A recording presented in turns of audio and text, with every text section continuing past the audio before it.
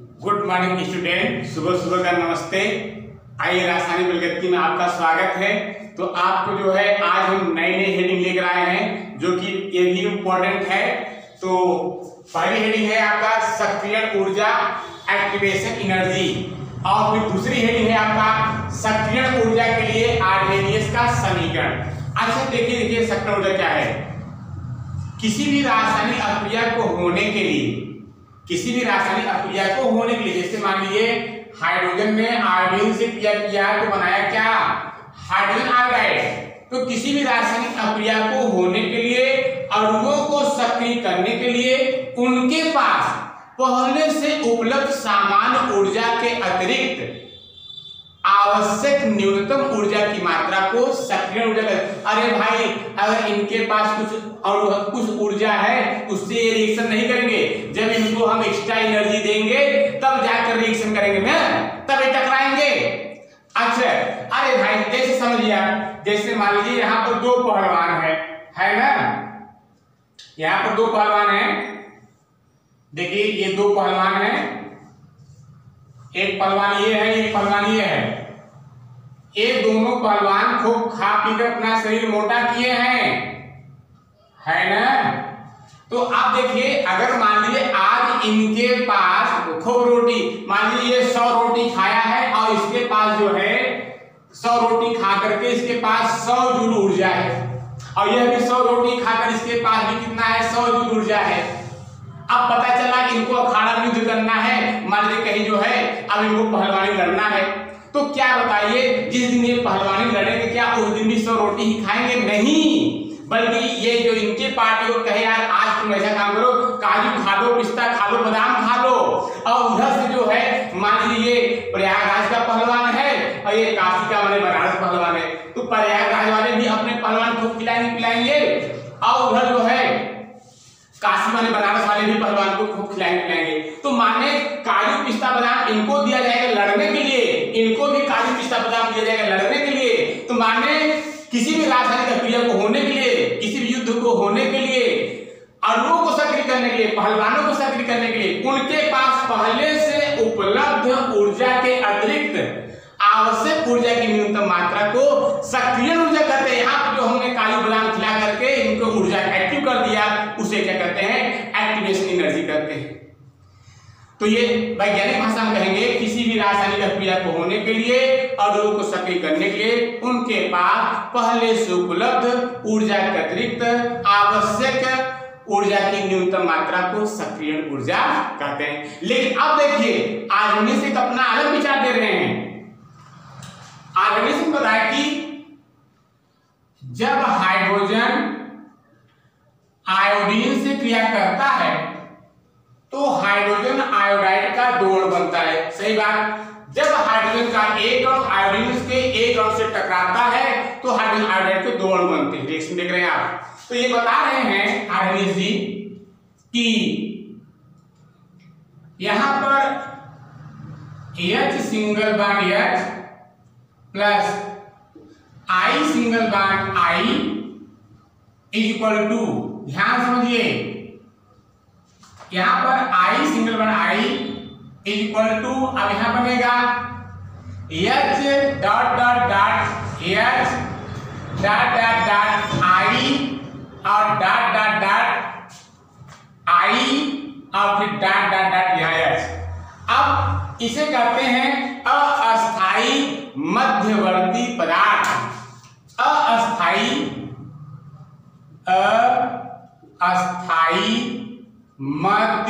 मध्यवर्ती पदार्थ। अब ध्यान दीजिए, इसी को एक और कहते हैं सक्रियित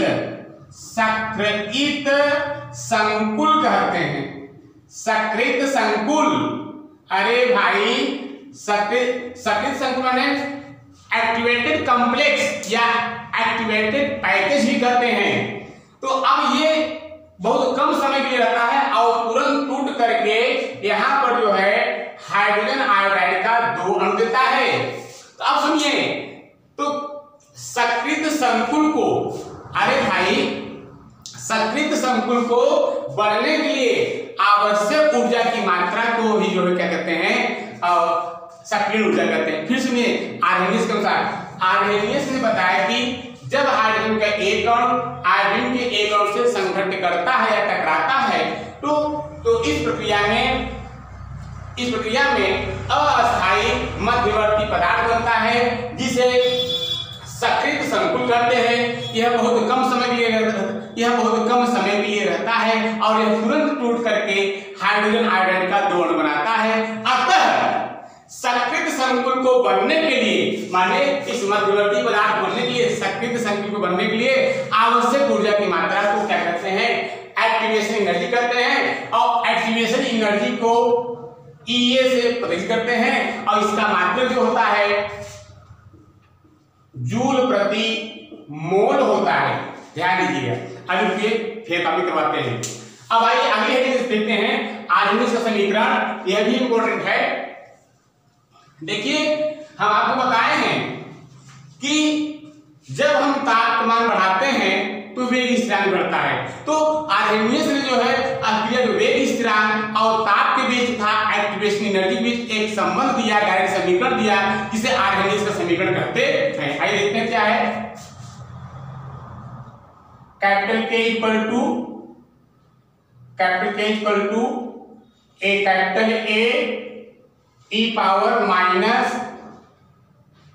EA बटे RT। अब देखिए जहां K क्या है? वेग स्थिरांक है और इसका मात्रक जो होता है शून्य कोटि के लिए अलग होगा, प्रथम कोटि के लिए अलग होगा।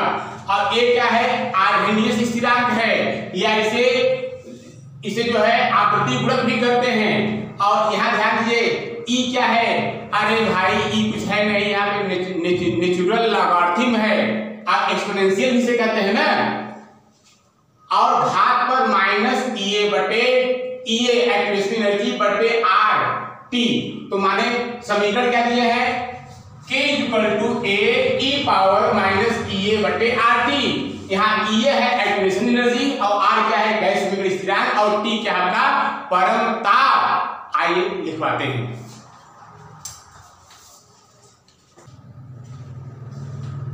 आइए फिर कॉपी कंप्लीट किया जाए।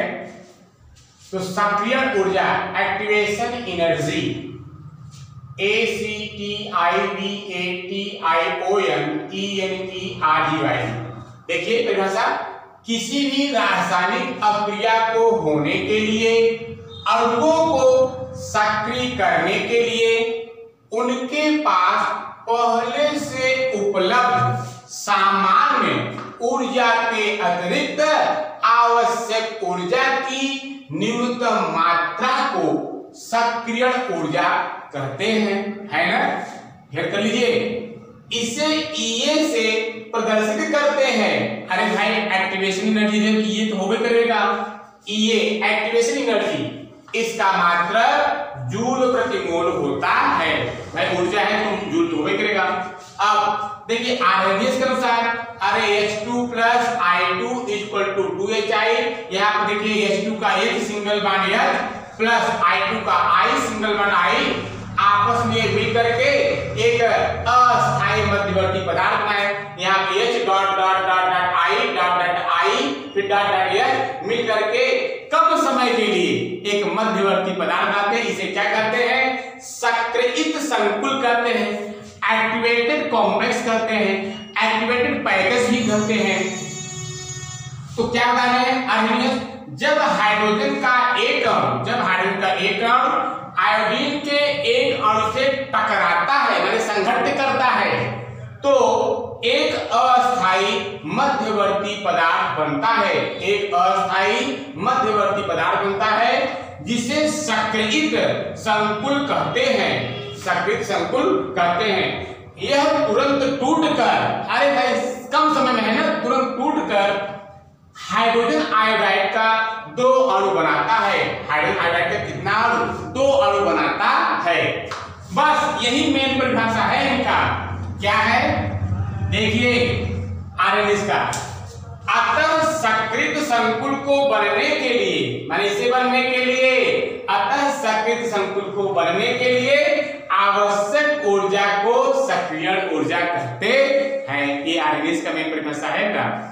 अब सक्रिय ऊर्जा के लिए आर्हेनियस आर्हेनियस का समीकरण देखिए, आर्हेनियस वैज्ञानिक ने अपना समीकरण क्या दिया है, ये K equal to A small e power minus EA बटे RT। ध्यान सुनिए, फिर सुनिए, कभी कभी एक नंबर का आता है ये समीकरण लिखने के लिए, तो K इक्वल टू A, इसका डेरिवेशन नहीं है, सिद्ध करने के लिए नहीं आता, बस लिखने के लिए आता है। K ऊंची कक्षा में आप लोग पढ़ेंगे, K equal to A e power minus EA बटे RT। अब जहां K क्या है, वेग स्थिरांक मात्रक शून्य कोटि के लिए अलग होगा, प्रथम कोटि के लिए अलग, द्वितीय के लिए अलग, इसलिए यहां पर हमने छोड़ दिया। अब A क्या है, आर्हेनियस स्थिरांक या आवृत्ति गुणक भी करते हैं, या इसे करते हैं प्री एक्सपोनेंशियल कांस्टेंट, जो कि एक्सपोनेंशियल के पहले आया है, इसलिए इसे प्री एक्सपोनेंशियल कांस्टेंट भी करते हैं। लेकिन बस इतना जानिए, आर्हेनियस स्थिरांक सरल पर सही जानिए। अच्छा, EA क्या है, EA है आपका जो है सक्रिय ऊर्जा है, इसका मात्रक जूल प्रति मोल होता है। और R क्या है, गैस समीकरण स्थिरांक पढ़ाए हैं 11वीं 12वीं में। R क्या है, गैस समीकरण स्थिरांक, इसका मान क्या होता है एमजीएस पद्धति में, 831 जूल केल्विन घात 1 और मोल घात -1, केल्विन घात -1 और मोल घात -1। T क्या है, T है परम ताप, T है यहाँ पर परम ताप, और इसका मात्रक क्या है, केल्विन में लिया जाएगा। और E क्या है, देखिए इसको E लिखना नहीं चाहिए, फिर ओनली फॉर नॉलेज लिख लीजिए। E है एक्सपोनेंशियल फैक्टर या बेस ऑफ नेचुरल लॉगरिथम। अरे भाई ln पढ़े हुए आप लोग, मैथ में पढ़ेंगे, मैथ में ln natural logarithm is equal to क्या होता है, log base E equal to, अगर हमको log बेस में बदलते हैं तो क्या होता है 2.303 log बेस 10। पढ़ाए ही इसको, पढ़ाए इसको, तो वही जो log बेस E होता है वही क्या होता है आपका जो है नेचुरल लॉग भी कहा जाता है। ठीक है, इसको नोट करिए। आइए अगला हेडिंग लेते हैं, आइए अगली हेडिंग देखते हैं। देखिए इस पॉइंट पर ही आपको न्यूमेरिकल मिलेगा। अभी जो हमने आर्हेनियस का समीकरण बताया था वो जल्दी नहीं आता, लेकिन अब जो देने जा रहे हैं इस पर न्यूमेरिकल लगता है। तो आइए इस हेडिंग को हम आराम से पढ़ते हैं और समझते पढ़ते हैं। देखिए क्या है, तो पहले हम आर्हेनियस पढ़ाएंगे आपको। आर्हेनियस समीकरण क्या है, capital K equal to Arrhenius स्थिरांक A e power minus activation energy EA बटे RT, अभी बताए हैं तुरंत। तो यहाँ EA क्या है, एक्टिवेशन एनर्जी, R क्या है, गैस समीकरण स्थिरांक, T क्या है, परम ताप। आइए इस समीकरण के दोनों पक्षों में नेचुरल लॉग लेने पर प्राकृतिक लॉगरिथम, दोनों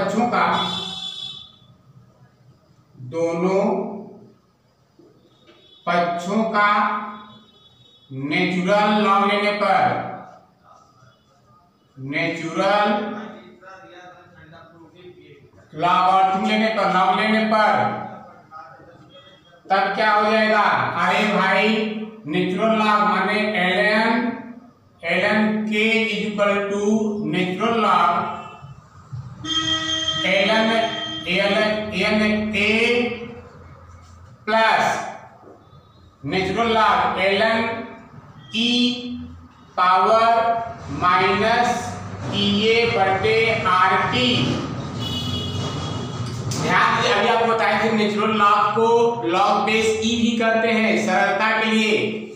तब यहाँ पर नेचुरल लॉग को कहेंगे हम लॉग बेस E कैपिटल के, फिर क्या हो जाएगा log base E capital A plus log base natural log का लॉग बेस E और फिर A e power minus EA बटे RT। अब देखिए एक सूत्र आपको याद होगा, पढ़े होंगे आप लोग, log base x power A is equal to A। कक्षा 9 में है log base x power A equal to A, माने अगर इस रूप में मिलेगा जो घात रहता है वही उसका मान देता है। तो यहाँ क्या है उतारते हैं, log बेस ई कैपिटल के इक्वल टू log बेस ई ए। क्या आप एक ध्यान समझिए, यहां पे देखिए log बेस ई पावर माइनस ए बटे आर टी, तो यहाँ पे देखिए ये रूप मिला है, जो घात नहीं वही उतार लिया जाएगा। तब यहाँ चलिए घात में क्या है, माइनस ई ए बटे आर टी है ना। अब सुनिए, अगर ताप T1 पर वेग स्थिरांक K1 हो, तब यदि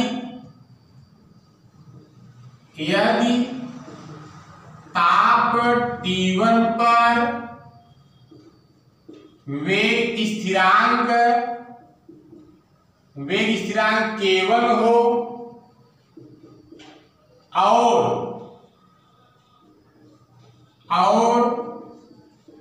ताप T2 पर वेग स्थिरांक K2 हो, तो आप देखिए, अब इसी से हम ये समीकरण बनाएंगे, नया समीकरण हो जाएगा log बेस ई K1 है ना, K1 हो जाएगा, क्योंकि ताप T1 वेग स्थिरांक K1 हमने मान लिया, equal to log base E capital A, ये तो नियतांक ये बदलेगा नहीं, माइनस ई एक्टिवेशन एनर्जी बटे गैस समीकरण स्थिरांक कांस्टेंट रहेगा, ये भी नहीं बदलेगा, लेकिन ताप क्या हो जाएगा T1। ये हो गया आपका समीकरण नंबर 1, ये है समीकरण नंबर 1। अब देखिए इसी प्रकार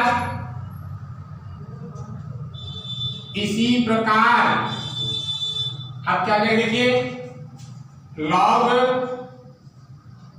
log base E K2 equal to, अरे भाई दो समीकरण बना रहे हैं ना, K2 log बेस ई, अरे भाई एक स्थिरांक हमें करेगा, ये नहीं बदलेगा, माइनस सक्रिय ऊर्जा में स्थिर रहेगा, वही रहेगा कि ई यहाँ हो जाएगा EA बटे गैस समीकरण स्थिरांक वही रहेगा, लेकिन ताप क्या हो जाएगा, बदलेगा, तो यहाँ T2 कर देंगे। और ये हो गया आपका समीकरण नंबर 2। समीकरण नंबर 2 में से एक घटाने पर, 2 में से एक घटाने पर, चलिए घटाते हैं, तो log base E K2 minus log base ई K1 घटा रहे बराबर log base E A minus activation energy बटे RT2, ये समीकरण 2 में से घटा रहे हैं, माइनस एक वाला log बेस ई A, फिर क्या हो जाएगा माइनस, इसको ऐसे बंद कर देते हैं, माइनस एक्टिवेशन एनर्जी बटे RT1, ठीक है। अब घटा दीजिए, तो देखिए क्या होगा, आप पढ़े हैं log m minus log n, तो क्या हो जाएगा यहाँ पर log बेस ई K2 बटे, ये K2 रहेगा, K2 बटे K1, अब इधर देखिए बराबर log, अरे भाई समीकरण 2 में से एक घटा रहे हैं ना, तो log base E A minus activation energy बटे RT2 minus log base E A plus हो जाएगा एक्टिवेशन एनर्जी बटे RT1, कटेगा इधर भी देखिए, ये log बेस ई A और log बेस ई कट गया। अब देखिए यहां पर आएगा तब log बेस ई K2 बटे K1 equal to minus EA बटे RT2 माइनस प्लस है ना, प्लस EA बटे RT1। अब क्या हो जाएगा, लॉग बेस E K2 बटे K1 इक्वल टू कॉमन ले लीजिए, तो हम कॉमन ले रहे हैं EA बटे R कॉमन ले लिए हम, है ना, क्योंकि इसमें भी है EA और उसमें भी है, बचेगा क्या तब माइनस 1 बटे T2 प्लस 1 बटे T1।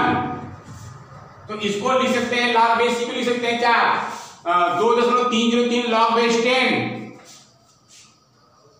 2.303 लॉग बेस 10 K2 बटे K1 equal to activation energy, अच्छा हाँ EA बटे गैस समीकरण स्थिरांक R, अब इसको लिख सकते हैं 1 बटे T1 माइनस 1 बटे T2, है ना।